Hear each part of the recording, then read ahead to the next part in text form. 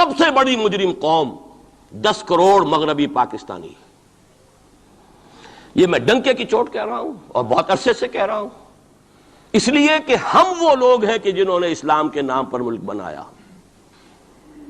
کوئی ملک دوسرا دنیا میں اس وقت اسلام کے نام پر نہیں بنا. ہم وہ لوگ ہیں پاکستان بنانے کے لیے لاکھوں جانیں مسلمانوں کی کلمہ گوؤں کی گئیں اور ہزاروں عصمتیں لوٹیں، اور نہ معلوم کتنی مسلمان لڑکیاں اور عورتیں جو ہے رہ گئیں پھر بھی ہمیشہ ہی سکھوں کے پاس، اور وہ آئی نہیں پاکستان اس اسلام کے نام پر. اور کیا کیا ہے ہم نے؟ 46 برس ہو گئے، اس کہاں اسلام ہوا. لہذا اس سے بڑی مجرم قوم عربوں کے بعد ہم یہ کہہ سکتے ہیں ہمارا عام آدمی قرآن نہیں پڑھتا، قرآن جانتا نہیں، ٹھیک ہے، اپلی ہے کچھ نہ کچھ. اس اعتبار سے ان کے بعد نمبر ہمارا. اعوذ باللہ من الشیطان الرجیم، بسم اللہ الرحمن الرحیم. السلام علیکم ورحمۃ اللہ وبرکاتہ. ناظرین، امید کرتی ہوں کہ آپ سب خیر و عافیت کے ساتھ ہوں گے. یہ اسلامک چینل الذکر آپ سب کو اس چینل میں خوش آمدید کہتی ہوں. آج کی ویڈیو میں ہم دیکھیں گے ڈاکٹر اسرار احمد صاحب نے کیا پیش نگوئی کی ہے اور ہندوستان کے مسلمانوں نے کون سا فرض کفایہ ادا کیا ہے. آئیے جانتے ہیں آگے کی اس ویڈیو میں. لیکن باقی پوری دنیا کے مسلمانوں سے بڑھ کر مجرم ہم. اور ہم اصل میں نہ صرف یہ کہ خود اپنے حصے کے مجرم ہیں، بھارت کے مسلمانوں کا بھی سارا وبال ہماری گردن پر ہے. آج میں چاہتا ہوں کہ اس کو آپ اچھی طرح نوٹ کر لیں. بھارت کے مسلمانوں نے، جسے آپ فرض کفایہ کہتے ہیں، نماز جنازہ فرض کفایہ، چند لوگوں نے بھی کسی مسلمان کی نماز پڑھ لی تو سب کی طرف سے ادا ہوگی، کسی نے بھی نہیں پڑھی تو سب مجرم ہو جائیں گے، بستی کے سب لوگ مجرم ہوں گے. بھارت کے مسلمانوں نے فرض کفایہ ادا کیا جب پاکستان بنوا دیا آپ کو، اور اس کی قیمت آج بھی وہ دے رہے ہیں. کھلے نعرے لگ رہے ہیں مسلمان کے 2 استھان، پاکستان یا قبرستان، تیسرا کوئی جگہ نہیں. ڈنکے کی چوٹ کہا بابری مسجد کے بعد ایل کے اڈوانی نے، ہم ساری مسجدیں گرا دیں گے ہندوستان کے اندر، کوئی مسجد باقی نہیں چھوڑے. ڈنکے کی چوٹ اعلانیہ، یہ سب کچھ ہو رہا.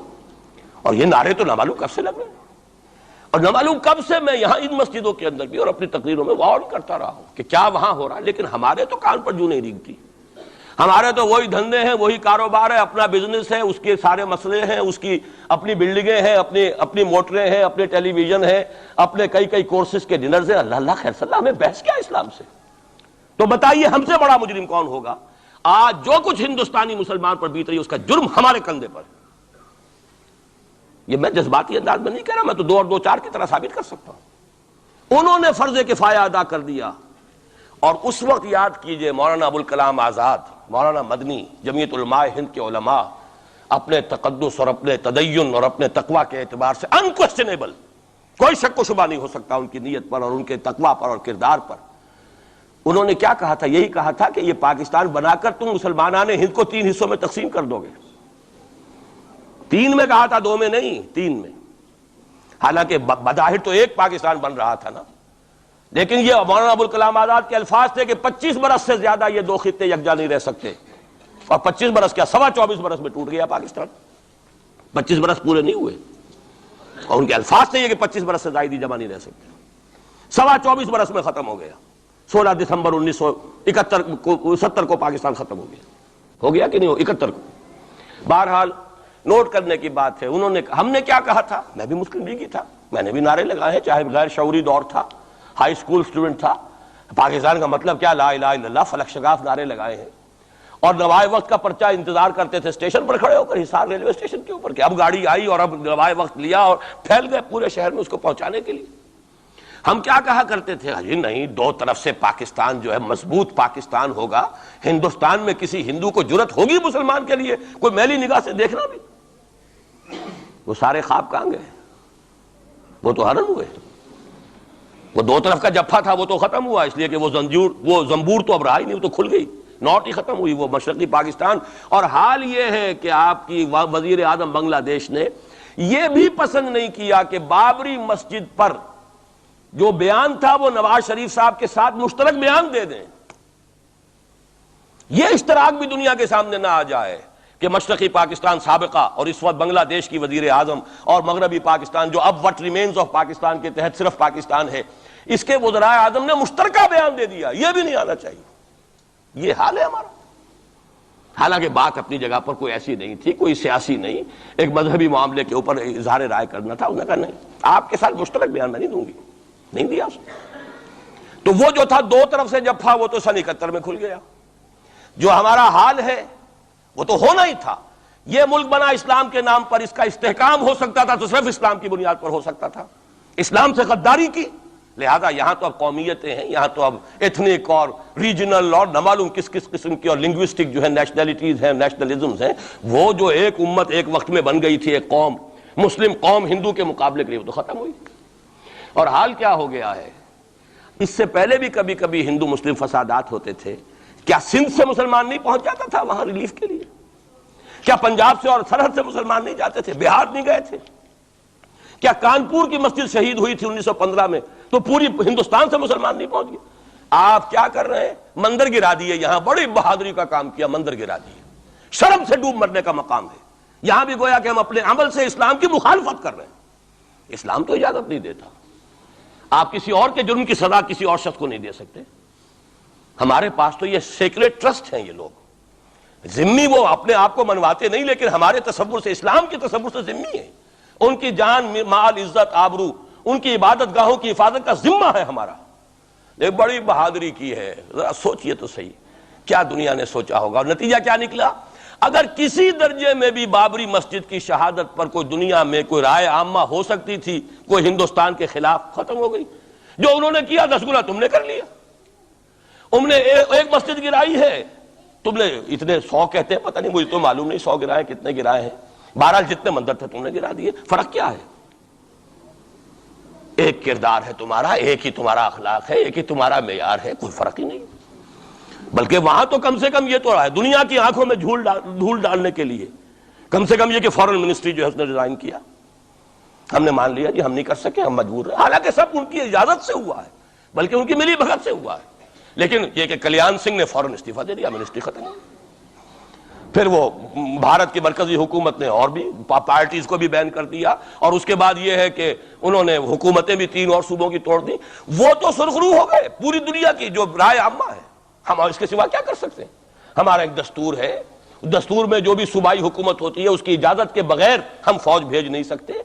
وہاں پہ صوبائی حکومت تھی، اس نے ہمیں یقین دہانی کرائی تھی. سپریم کورٹ کو بھی یقین دہانی کرا دی تھی کہ مسجد کو کچھ نہیں ہوگا، تو ہم تو اس کے اوپر ڈیپینڈ کر رہے تھے. ہے سب جھوٹ، سب کو پتا تھا جو کچھ ہوگا.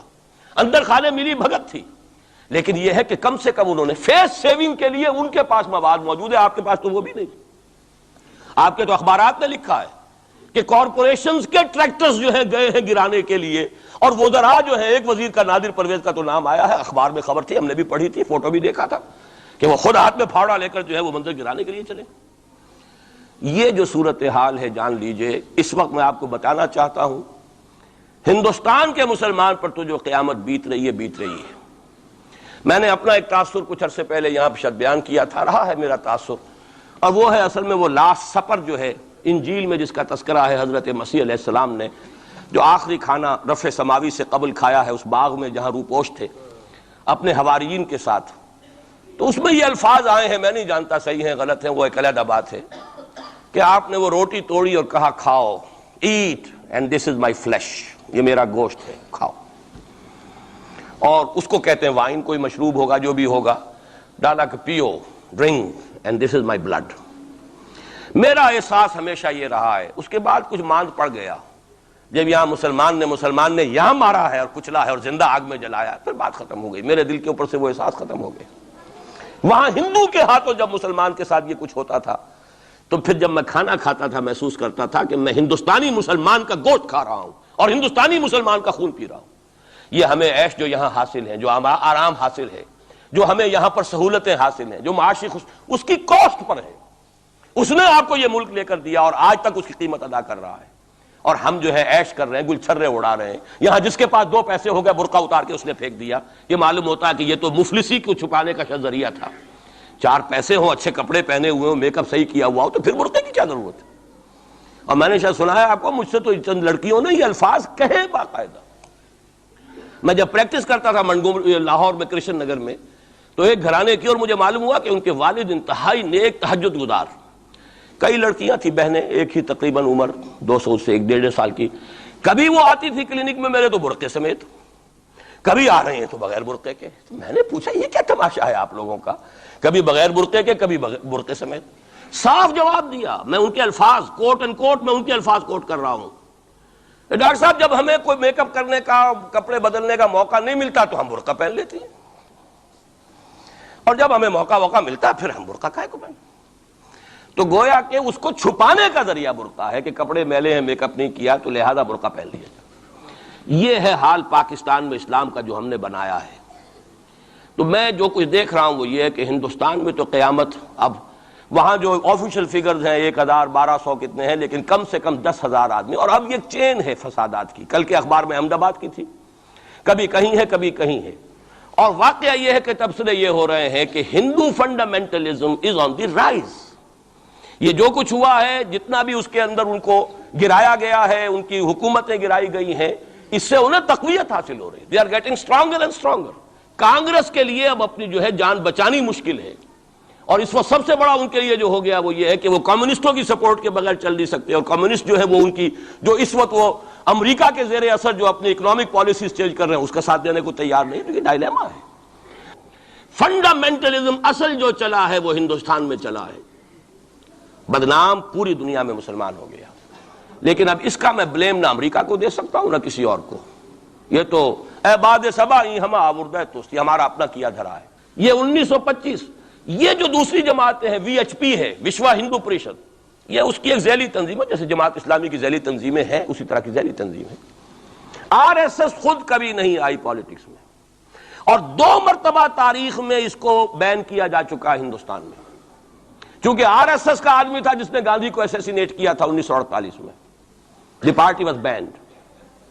اس کے بعد جب اندرا گاندھی کا دور آیا ہے وہ ایمرجنسی کا، اس میں بھی پارٹیز اس نے بین کی تھی، آر ایس ایس بھی بین ہوئی ہے، لیکن ہر مرتبہ پہلے سے زیادہ ابھر کر آئی ہے وہ. اور آج یہ سب کے سب وی ایچ پی والے، بی جے پی والے، یہ سب در حقیقت آر ایس ایس کے آدمی.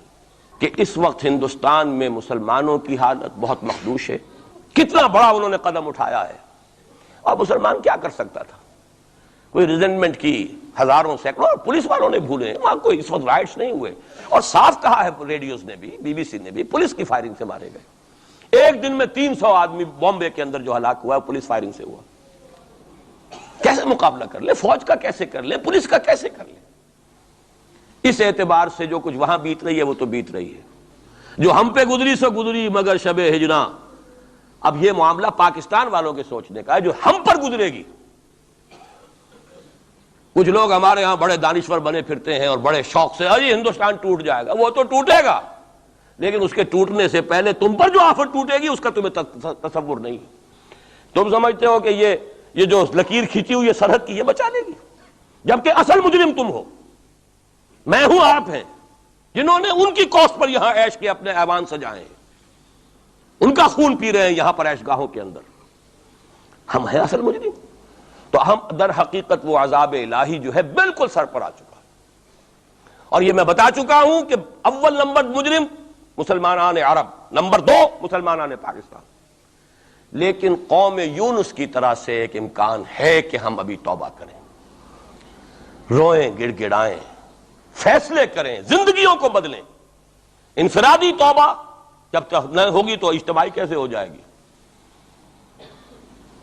افراد کے ہاتھوں میں ہے اقوام کی تقدیر، ہر فرد ہے ملت کے مقدر کا ستارہ. ہماری بیماری کیا وہ کر دے، میں بیٹھا رہا ہوں، میں تو اپنے دھندے، اپنی دکان، اپنا کاروبار، اپنی فرم، اپنا پروفیشن، میں تو اس سے نہیں لوں گا، اور لوگ کر دیں. بہت کریں گے، کوئی تھوڑے سے چندے دے دیں گے، بس بہت ہے. باقی ہمارے عیش، ہمارے کاروبار، ہمارے پروفیشن، ہم اس سے وقت کیسے نکال لیں؟ کیسے ممکن ہے؟ پھر کسی کے ہاتھ میں ہاتھ کیسے دے دیں؟ کسی کو امیر مان لیں، اس کا حکم مانیں. جبکہ دنیا میں جیسا کہ میں نے عرض کیا وہاں کیا ہوتا ہے، آر ایس ایس کے اندر اگلا امیر بھی وہ منتخب نامزد کرتا ہے پچھلا امیر، اور اپنے پاس رکھتا ہے ڈکلیئر کر کے کہ میرے بعد یہ ہوگا، تاکہ ٹریننگ اس کی زندگی میں لے لے. جی ناظرین، آپ نے ویڈیو میں دیکھا کہ ڈاکٹر اسرار احمد صاحب نے مسلمان عرب اور مسلمان پاکستان کو کیا فرمایا ہے اور کیوں فرمایا ہے. کیونکہ جو دنیا میں مسلمانوں کے اوپر ظلم ہو رہا ہے اور یہ سارے کے سارے چپ چاپ بیٹھے ہوئے ہیں، تماشا دیکھ رہے ہیں. ہم سب کو چاہیے، ہر مسلمان کو چاہیے کہ ظلم کے خلاف آواز اٹھائیں۔ جی ناظرین، اگر آپ کو یہ ویڈیو پسند آیا ہو تو اس کو لائک کریں، شیئر کریں صدقہ جاریہ کی نیت سے، اور سبسکرائب کریں چینل کو۔